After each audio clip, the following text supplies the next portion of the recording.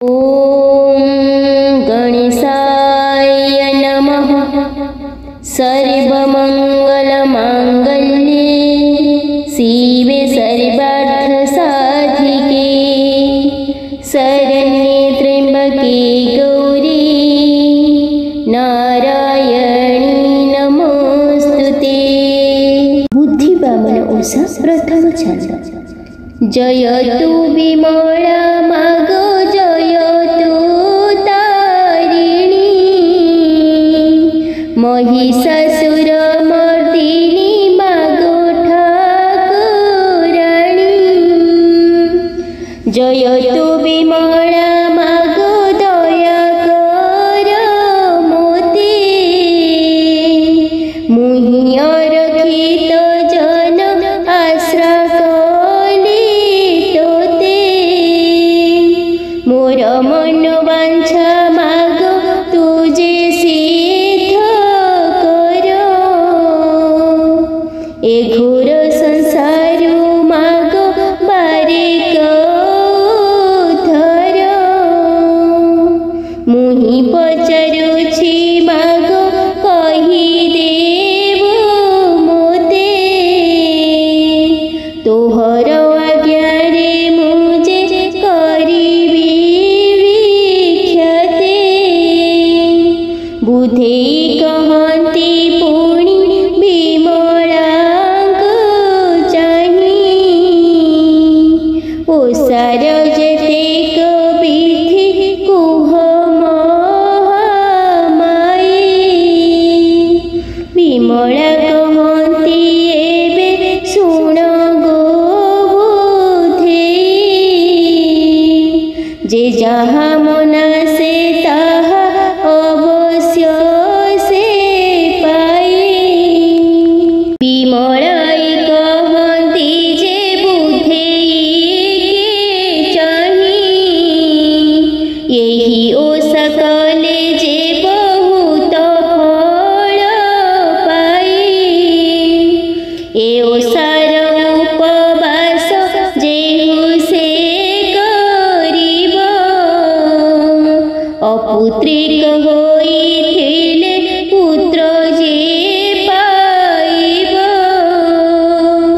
जेबे कुष्ठ व्याधि बांधि मरिछि होइब। ए ओषा गोटिके कले भल से होइब। ए ओषार कथा जेबे शुणिब विमलांकु स्तुति जे बुधेई कला मनि। बुधेई जेतेक कहिन तुनि हेले। विमलाई कहुछन्ति शुण गो बोइले। तु जन जनी मोहर न धरिब दोष। तुम्भे माने मोहर जे करिब पास।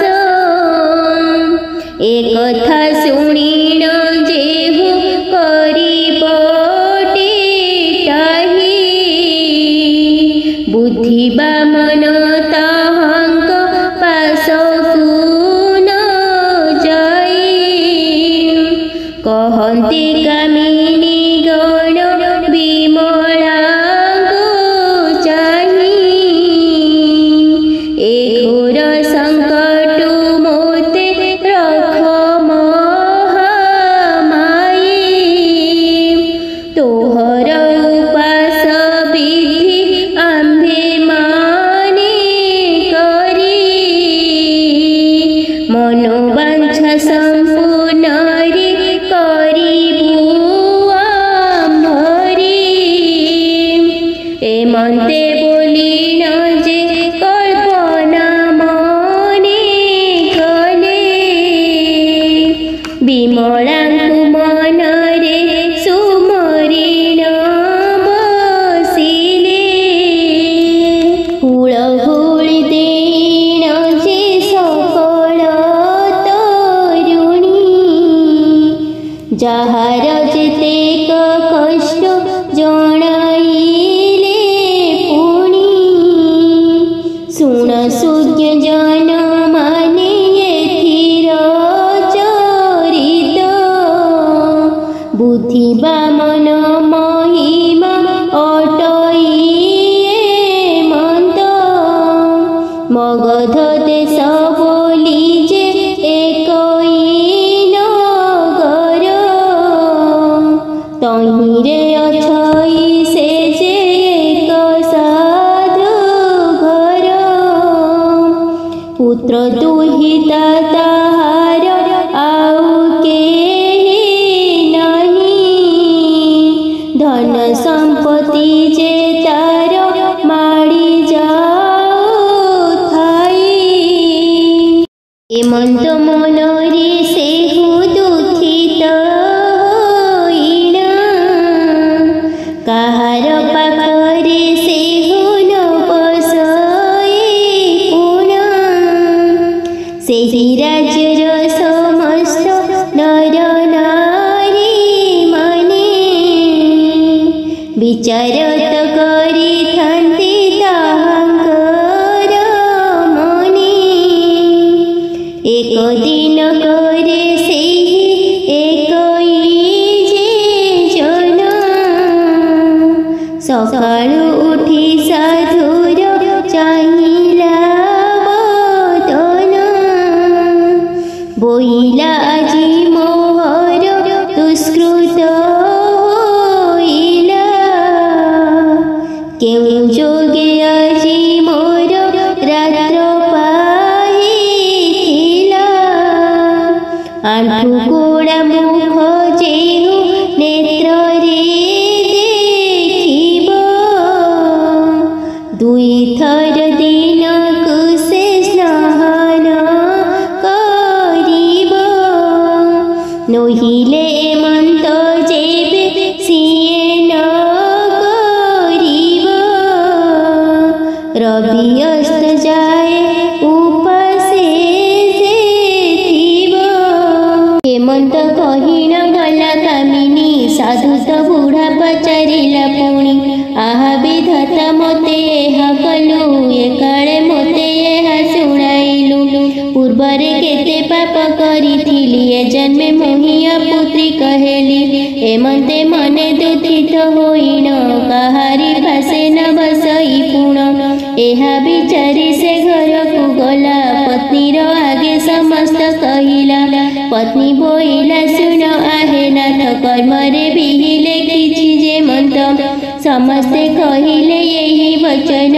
କାହା ଆଗରେ କହିବା ହେ ପୁଣ ଏମନ୍ତେ ଦୁଃଖରେ ବଞ୍ଚଇ ଦିନ ଏଥୁ ଅନନ୍ତରେ ସୁଜନେ ଶୁଣ ଏମନ୍ତେ ତହିଁ କେତେ ଦିନ ଗଲା ଭାଦ୍ରବ ମାସ ଆସି ପ୍ରବେଶିଲା ଯୋଗେ ସେ ଦିନ ଆଦ୍ୟ ବୁଧବାର ବୁଧେଇ ଓଷ ଯେ ନାମ ତାହାର ସେ ମାସେ ପଢ଼ଇ ଯେ ପାଞ୍ଚ ପାଳି ଯାକ କାମିନୀ ମିଳେ ସମସ୍ତେ ଓଷା କୋଠିରେ ମିଳନ୍ତି ଆନନ୍ଦ ମନେ ହୁଳହୁଳି ଦିଅନ୍ତି ସୁନା ଚାଙ୍ଗୁଡିରେ ଦରବ ଭରି ଆଣି ଥୋଇଲେ ସମସ୍ତ କୁମାରୀ ଏଥୁ ଅନ୍ତେ ଶୁଣ ସୁଜନ ଜନ ବୁଧେଇ ଓଷାର ବିଧି ବିଧାନ ଦୀପାବଳି ଯାକ ଆଗ ଥୋଇବ ଜାଣିବା ଲୋକ ଯେ ଗୀତ ଗାଇବ ଯେଉଁ କାମିନୀ ଉପବାସ ଥିବ ବୁଧିବା ମନ ଥାପନ କରିବ ତାହାଙ୍କୁ ସୁବେଶ କରିବ ସେହି ସିନ୍ଦୁର କଜୋଳ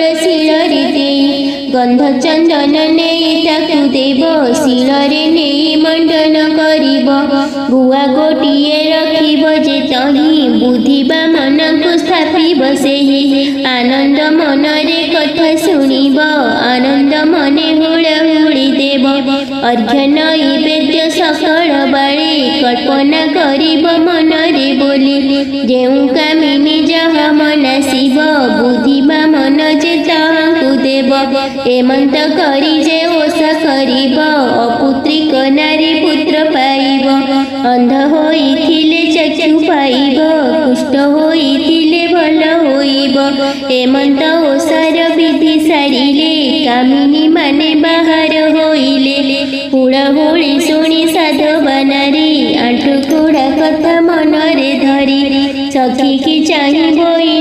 बचन ए ओषाकु कले केवल गुण बुद्धिबा मनक ओषा करिब जहा मनासिब ताहा पाइब बोलई चाहिए ओषा करिबी अपुत्रिक दोषु पारी होइबी एमंत कहिबे के चढ़ी गला स्वामी को आगरे जाई कहिला सासु बोइला आलो साधु बाणी ए ओषा तू करिबु कि पुणी अपुत्रिक दोषु पारी होइबु बुधेई चरणे सेवा करिबु सेही ठारु ओषा कलाक पुण बुद्धिबा मनक महिमा शुण बुद्धिबा मनकु मनरे धरी सेही दिनु गर्भ रहिला नारी 10 मास जेउ होइला पूर्ण जात होइला एकई नंदन अपुत्रिक दोष ताहार गला ओषा करिना से पुत्र पाइला ए ओषा को जेउ नारी करिबे ए रूपे से माने पुत्र पाइबे जेउ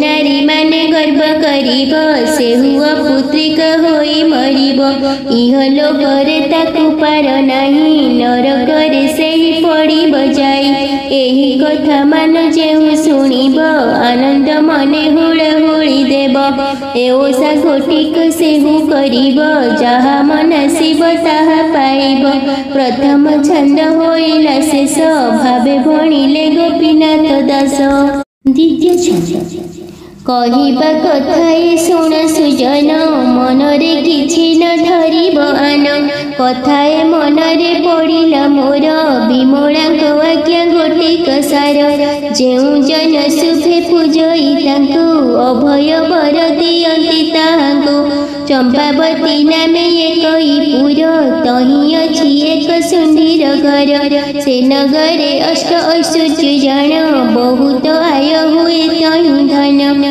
से राजे नारी ओषा पूजंती बुद्धिबा मनकु मने स्मरंती से सुंदी घरर महिमा शुण जहा कहिले न सरई पुण से सुंदीर नाम अटे रघु साहू भारीजा नाम सुकुमारी सेहु एकई ब्राह्मण से राज्य थिला सुंदी संगे सेहु विवाद कला सुंदी जिणिला हारिला ब्राह्मण झियो गोटिए ताकु देला पुण सुंदी देहरे कुष्ठ व्याधि होई बसिबा ठारू उठी न पारई दुई प्राणी थाई विचार कले शिवंकु सेविबा चाल बोइले रात्र होई अछि बेनी संजोग दुई प्राणी चली गले कबेग हेमंत समय बुधेई पुण बाटे बसी छंती होई मौन गृहस्थ भारी दुहे देखिले बाट छाड़ी दियो मोर बोइले बुधेई बोइले छाड़ी नाही कि बर मागुच माग हो तुई सुंधी आनी थाई कहे बचन केउ देवता तुम्हें अटपुण बुधेई बोलंती सुनलो नारी बुधेई नाम अटई मोहरी भाद्रव मास आद्य बुधवार से मासे ओषा 5 पाଳି मोर ए ओषा गोटिक जेउ करिब जहा मनासिब ताहा पाइब अपुत्रिकर जे पुत्र होइब अंध होइथिले चक्षु पाइब देहरे कुष्ठ व्याधि जे बेहेब ए ओषा कले से भल होइब बांची मरिछि जे ओषा कले अवश्य गछ फळी बटी भले एकथा शुणिला कसुंडी आणी बोइला ओषा करिबी पुणी जीवन थिब जय जे मोहर सेवी जे थिबी चरणे तुमर हेमंत कही दुहे चली गले आपणा आश्रमे जाई होइले बुद्धिबा मन अंतर्ध्यान हेले सुंडी आणी की बर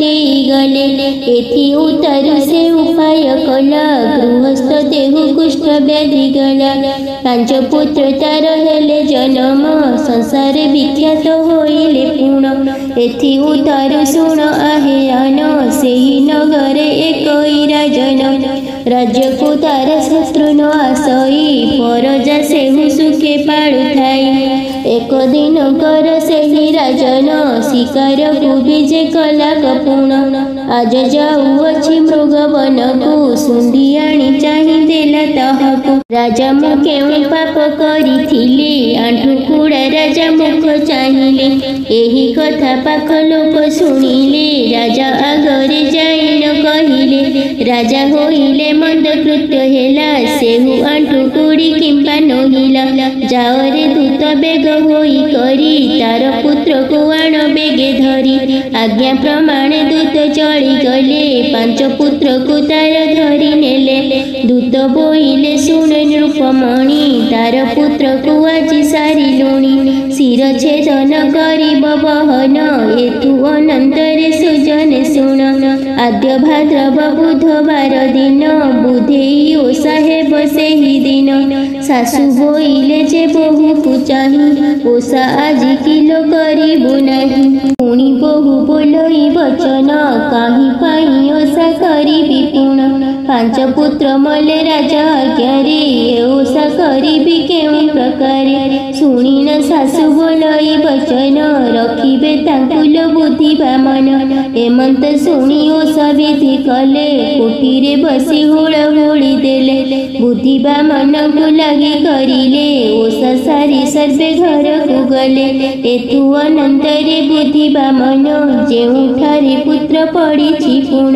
सेठारे जाई प्रवेश होई गंडी मुंड जोड़ी देले कनेई फूल आनी देई सिंची उपरे पुत्र माने तही उठिले धीरे बुद्धि बामन महिमा शेष घरे जाई पुत्र हेले प्रवेश पुत्र को देखिन माता तांकरी आनंदे मने जे घोड़ारे धरी पुत्र बुझाई कहिला समस्त मनरे परते न कले मात एथु अनंतरे आहुरी दिने राजा शिकार को गले बहने से दिन सकाळु से पुणी उठी एमंत समय राजा को भेटी पड़ी जाऊ तोर धन संपत्ति आंठु कुड़ा मुख चाहिली नीति राजा ता मुखरु एमंत शुणी पुणी ता पुत्र को धराई आणी हस्ती तंतरे ताकु चिराईन समुद्र मेलिन देला प्राण एही मिति केते थर से कला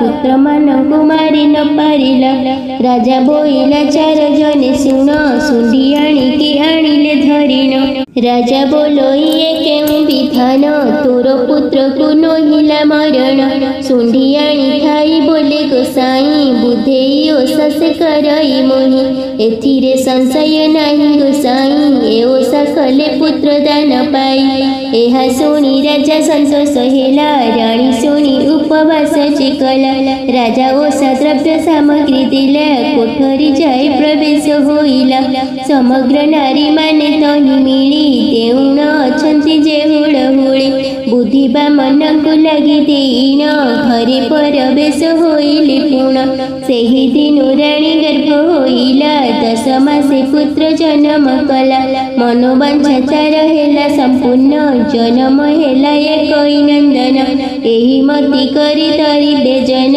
राजा बोइले चार माने शुण संसार विख्यात होइला पुण रघु साहु को डकाई न आण तक्षण चार बेगे होई गले रघु साहु को डाकी न आनिले चार बोइला राजा ही शुण रघु साहु को आनिले कि पुण शुणी करी राजा आनंद हेले धन वस्त्र ताकु बहुत देले द्वितीय छंद जे होइला शेष भावे भणिले बलराम दास तृतीय छंद एथु अनंतरे सुजन शुण अपूर्व रस जे यही विधान बुद्धि बामन का महिमा जेते ओसेई माने शुण सुचिते बंधु महंती नाम बोली तार जाजपुर रे जे घर ताहार भारीजा नाम तार प्रियवती अत्यंत सुंदरी सेहु युवती ताहार थाए गोटिए कुमार से पुत्र नाम अटे भाग्यधर एमंत सुखे बंचु थाई दिन चिंता न थाई से ताहार मन एमंत तही गला केते दिन भाद्रव मास जे होइला पुण समस्त कामिनी माने जे जाई ओषा विधि मान समस्त नेई जे जहा द्रव्य घेनी चली गले ओषा कोठीरे प्रवेश होइले बुद्धि बामन कथापन कले आनंद मने हुड़ाहुड़ी देले ओषा देखिबाकु महांती आणी मनरे गर्व कला कपुणी बोइला येहु माछ भात खाई ओषा करिछंती केउ बड़ाई देखिब ओषाए केउ विधान मिछ कुदंती हुड़हुड़ी मान मान हेमंत सेठारे प्रवेश हेला ओषा कोठीरे जाई न मिलिला से ओषा मन को पाइला नहीं इंगित करी बाहुड़िला सेही ताहा जानिले जे बुद्धि बामन माया रे सर्प को पेशिले पुण पोइले यही ज्ञानी तुही रे जीवु बंधु महांती पुआ को दंसिबु आज्ञा प्रमाण सर्प चढ़ी गला बंधु महांती पुआ को दंसिला हेमंत ओषार विधि सारिले जे जहा पुरे प्रवेश हेले हेमंत समय महांती आनी स्वगृहे प्रवेश होइले पुणी पुत्र को क्षीर देवाको से गला पुत्र को नहीं से कोले धरिला देखिला पुत्र देहे प्राण नहीं मरी करी पुत्र छोई सोई देखी न से हुआ से जो होइला आहे पुत्र बोली रोदन कला मरी जाई कि न दुखी जीवन केते कष्ट रे पाइथिली धन चक्षु खोली करी के मोर नेला अंध करी मते बसाई गला पिता को तोर जे अनाथ कलु आपे मरी मते मारी न गलु काहि जीवी हरे चंद्रमा मख देई गलु मते दारुण दुख हेमंत समय बाप ताहार प्रवेश होइले आसी दुआर बोइले तू की कर्म कलु केमंत प्रकार पुआ माइलु जेमंत ओषा को निंदी नथिला सेही कथा तक कही न गला जेते देवताए अछंती मही तांकु से भी पुत्र पाइली मोही तुही पा मरिलो न जाणु किछि केउठारे ओषा पूजा हेउछि चाल सेठारु बेग होई जिबा बुद्धिवा मनक पादे पड़िबा हेमंते दुई प्राणी चढ़ी गले ओषा कोठीरे प्रवेश होइले दुई प्राणी जे आकुल हुअंती बुद्धिवा मनक पादे पड़ंती बोइले आज्ञा हेले आम्भे जीवु नोहिले एही ठारे पड़िथिबु पुत्र को जेबे न देबो आम्भंकु किंपाई आम्भे जे जीवु घरकु पुत्र जेबे निश्चय आम्भंकु देबो ए ओषा निश्चय आम्भे करिबु ए ओषा निंदी नथिला जेमंत पुत्र खुजे न सकल तेमंत हेमंत शुणी बुद्धि बामन तत्क्षणे जाई मिलिले पुण प्रवेश हेले तार मंदिर रे पुत्र को जाई धइला कोल रे पुत्र को ताहार झाड़ी न देले विष को शून्य रे उड़ाई नेले तत्क्षणे पुत्र पाइल जीवन अंतर्ध्यान हेले बुद्धि बामन ओषा कोठीरे मिलिले को जाई दुई जण जाक अछंती सोई से जरे सोई कांदुछि कुमार बेगे जाई करी कोल रे धर हेमंत कही छाटे कमाइले बुद्धि बामन अंतर्ध्याने गले तक्षणे जानिले सेबे निजन शयन तेजी उठिले बहन तहु आज्ञा देले बुद्धि बामन बिचारी घर को गले से पूर्ण पुत्र पाई से जे आनंद हेले प्राण थी बजाए ओषा से कले हेमंत महिमा बुद्धि बामन निर्धन लोक को दियंती धन अपुत्री के केते पुत्र दियंती चक्षु नथिले चक्षु दान दियंती हेमंत महिमा बुद्धि बामन महांती आणी जाणी बापुण खुणिलार सेही दंड पाइला बुद्धि बामन को आज्ञा होइला कामिनी गण ए कथा सुनिले आनंद मने हुड़हुड़ी देले गुण अभिगुण विचार नहीं मोर दोष क्षमा कर गोसाई दोषी को दंडी बनोहे उचित तुम श्री चरण रे रहु मुचित कंठे बसी पद देव जे कही ठकी ठिकी करी लेखी मोहि तृतीय छंद जे हेला तृतीय छंद जे होइला शेष भावे भणिले गोपीनाथ दास चतुर्थ छंद एथु अनंतरे शुणी मारस बुद्धि बामन महिमा शेष एक देशे एक ब्राह्मणी थिला किछि दिन रे ता गर्भ बढ़िला बहुत दिन से दुख पाइला केबे हे प्रसव आउ नहिला जोगे दिन से अटे बुधवार बुधेई ओषा पूजन्ति सकल ब्राह्मणी मन रे विचार कला ओषा कोठीरे प्रवेश होइला ए दंडरु जेबे पारी होइब ए ओषा कोटिक मुहि करिबे एते कही तही बाहर होई ओषा कोठीरे मिलिला क जाई हुड़हुड़ी शुणी मिलिला क जाई बुधेई को मन सुमरी ସେହି ଓଷା ଗୋଟିକୁ ମୁହିଁ କରିବି ଯେବେ ସଙ୍କଟ ପାରି ହୋଇବି। ଏତେ ବିଚାରି ସେ ତୁନି ହୋଇଲା ବୁଦ୍ଧିବା ମନକୁ ମନେ ଧାଇଲା। ଜାଣିଲେ ପ୍ରଭୁ ତାହାଙ୍କର ମନ ବିଜୟ କଲେ ସେ ବୁଦ୍ଧିବା ମନ।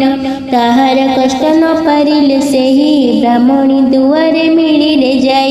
ବ୍ରାହ୍ମଣୀକୁ ତହ ଔଷଧ ଦେଲେ ବୁଦ୍ଧିବା ମନ ଅନ୍ତର୍ଧ୍ୟାନ ହେଲେ। ଔଷଧ ଖାଇଲା ଯେଉଁ ବ୍ରାହ୍ମଣୀ କୁମାର ଜନ୍ମ ହୋଇଲା ପୁଣି। ଶୂନ୍ୟରୁ ତାର ଗର୍ଭେ ଡାକ ଦେଲେ ମୁହିଁଟି ବୁଦ୍ଧିବା ମନ ବୋଇଲେ। ଏ ଓଷା ମନାସିଲୁ କଷ୍ଟ କରିବୁ ନଇଲେ ଆଉ ପୁତ୍ର ନ ପାଇବୁ। ଏଥୁ ଅନନ୍ତରେ ଦିନ ଯେ ଗଲା ଓଷା ବିଧି ମାନ ସମସ୍ତ କଲା। ଏହି ମତ କେତେ ଶୁଣ ସୁଜନ ବୁଦ୍ଧିବା ମନଙ୍କ ମହିମା ଶୁଣ। ଚତୁର୍ଥ ଛାନ୍ଦ କଥା ହେଲା ଶେଷ ଭାବେ ଭଣିଲେ ଗୋପୀନାଥ ଦାସ। ପଞ୍ଚମ ଛାନ୍ଦ ଏଥୁ ଅନନ୍ତରେ କଥା ଶୁଣ ବୁଦ୍ଧିବା ମନଙ୍କ ମହିମା ପୁଣ। ଯେତେ ପ୍ରକାରେ କଲେ ବିଧିମାନ କଥା ମାନ ତହିଁ କହିବି ଶୁଣ। ହରିହରପୁରେ ତାହାର ଘର ସମ୍ପତ୍ତି ବହୁତ ଥିଲା ତାହାର। ପୁତ୍ର ଦୁହିତା ଆଉ ତାର ନାହିଁ ଦୁଃଖିତ ହୋଇ ସେହି ରହିଥାଏ। ଏକ ଦିନରେ ସେ ବିଚାର କଲା ଓଷା ଗୋଟିଏ କରିବି ବୋଇଲା। ଭାରି ମୋହର ମଡ଼ୁଛି ହେଲା ଗଛ ଯେ ଆଉ ଫଳ ନ ଫଳିଲା। ଦୁଇ ଜଣ ଯାକ ଏକଇ ମନ ବୁଧେଇ ଓଷା ମନାସିଲେ ପୁଣ। ଗର୍ଭବାସ ଯେ ହୋଇଲା ତରୁଣୀ ମନରେ ବିଚାର କରଇ ପୁଣି। ଏହି ମତେ କିଛି ଦିନ ଯେ ଗଲା ପୁତ୍ର ଗୋଟିଏ ଜନ୍ମ ହୋଇଲା। ଏହି ମତେ କିଛି ଦିନ ଯେ ଗଲା ପୁତ୍ର ଗୋଟିଏ ଜନ୍ମ ହୋଇଲା। ଏହି ମତେ କିଛି ଦିନ ଯେ ଗଲା ଓଷା ମନାସିଲା ତାହା ନ କଲା। ଓଷା ଗୋଟି ତା ମନରେ ନାହିଁ ସମ୍ପତ୍ତିରେ ଭୋଳ ହୋଇଲା ସେହି। ପୁତ୍ର ପାଇ କରି ଓଷା ନ କଲା ଏମନ୍ତ ବରଷ ତିନି ଯେ ଗଲା। ମନେ ବିଚାରିଲେ ବୁଦ୍ଧିବା ମନ ପୁତ୍ରକୁ ତାହାର ହରିଲେ ବିପୁଣ। ଓଷା ନ କଲା ତାର ଗର୍ବ ଗୁଣ କେମନ୍ତ ଓଷା ନ କରିବ ପୁଣ। ଏମନ୍ତ ସମୟ ବୁଦ୍ଧିବା ମନ ପୁତ୍ର ଖେଳୁଥିଲା କେଉଁଠା ବେଣ। ସେଠାରେ ପ୍ରବେଶ ହୋଇଲେ ଯାଇ ପୁତ୍ରକୁ ଘେନିଣ ଗଲେ ଗୋସାଇଁ। ଖେଳ ଭାଙ୍ଗି ଆଉ ସମସ୍ତେ ଗଲେ ଯେ ଯାହା ମନ୍ଦିରେ ପ୍ରବେଶ ହେଲେ। ବୁଦ୍ଧିବା ମନ ତାଙ୍କୁ ମାୟା କଲେ ପୁତ୍ରକୁ ତାଙ୍କର ହରି ଚିହ୍ନିଲେ। ମାତା ଯେ ପୁତ୍ରକୁ ଖୋଜିଲା ଯାଇ କେଉଁଠି ଯେ ଆଉ ଦେଖିଲା ନାହିଁ। ବୁଦ୍ଧିବା ମନ ମନେ ବିଚାରିଲେ କେମନ୍ତେ ଓଷା ନ କରିବ ଭଲେ। ପୁତ୍ରକୁ ଯେ ମାତା ଦେଖିଲା ନାହିଁ ଲେଉଟି ମନ୍ଦିରେ ମିଳିଲା ଯାଇ। କେଣେ ଗଲୁ ମୋର ରଙ୍କୁଣୀ ଧନ ତୋତେ ନ ଦେଖିଲେ ମୋ ଆକୁଳ ମନ। ଏମନ୍ତ କେତେ ଆକୁଳେ ଖୋଜିଲା ପୁତ୍ରକୁ ଆଉ ଭେଟ ନ ପାଇଲା। ଭାଦ୍ରବ ମାସ ବୁଧବାର ଦିନ ବୁଧେଇ ଓଷା ହୋଇଛି ସେ ଦିନ। କାମିନୀ ମାନେ ଏକ ମେଳ ହୋଇ କୋଠିରେ ହୁଳହୁଳି ଯାନ୍ତି ତହିଁ। ଓଷା ଗୋଟିକ ମୁଁ ମନାସିଥିଲି ମୋହର ପୁତ୍ର ଜନ୍ମ ହେବ ବୋଲି। ମଡ଼ୁଛି ବେଦନା କେଣିକି ଗଲା ଓଷା ଗୋଟିକ ମୋ ମନେ ନଥିଲା। ମନେ ବିଚାରି ଚଳିଲା ସୁନ୍ଦରୀ ବାଳ ଭଗବାନ ସମସ୍ତ କରି। ଓଷା କୋଠିରେ ପ୍ରବେଶ ହୋଇଲା ଆନନ୍ଦ ମନେ ହୁଳହୁଳି ଦେଲା। ମନରେ କଳ୍ପନା କଲା ତରୁଣୀ ଯେବେ ମୋ ପୁତ୍ରକୁ ଦେଖିବି ପୁଣି। ଜୀବନ ଥିବା ଯାଏ ଯେ ମୋହର ଚରଣେ ଖଟିଥିବି ମୁଁ ତୁମର। ବୁଦ୍ଧିବା ମନ ଯେ ପୁତ୍ରକୁ ନେଇ କୋଳ ଭିତରେ ତ ଛାଡ଼ିଲି ତହିଁ। ଏଥୁ ଅନନ୍ତରେ ଶୁଣ ସୁଜନ କୁମରକୁ ଘେନି ବୁଦ୍ଧିବା ମନ। ଓଷା କୋଠିରେ ମିଳିଲେ ପୁତ୍ର ସେଠାରେ ଛାଡ଼ି ଦେଇଣ ପୁତ୍ର। କାନ୍ଦିଣ ମିଳିଲା କୁମର ମଣି ମାତା ତୁଣ୍ଡ ବାରି ଆସଇ ପୁଣି।